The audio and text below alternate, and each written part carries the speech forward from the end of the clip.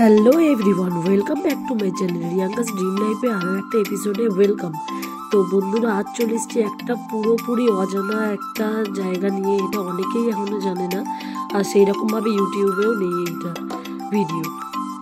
তো আজ চলে এসেছি রাজচন্দ্রপুর স্টেশনের কাছাকাছি বুদ্ধা ইন্টারন্যাশনাল ওয়েলফেয়ার মিশন। তো এই জায়গাটা খুবই সুন্দর, একদম ছোটোর ওপরে, কিন্তু জায়গাটা খুবই সুন্দর। কিছুক্ষণ অল্প টাইমের জন্য এই জায়গাটা আপনারা ঘুরে আসতে পারেন। তো এখানে 58 ফুটের একটি বুদ্ধ মূর্তি এখানে আছে, ওটা সবচেয়ে উঁচুতে, আর নিচে বুদ্ধদেবের কিছু মূর্তি, ওখানটায় পুজো হয়।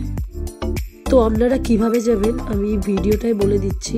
হাওড়া থেকে যে কোনো ট্রেনে রাজচন্দ্রপুর আসতে পারেন, ওখান থেকে টোটো করে আপনারা এই জায়গাটায় আসতে পারেন। আর তাছাড়াও যারা গাড়ি নিয়ে যাবেন, তারা যারা ডোমজুড়ের দিক থেকে যাবেন, তারা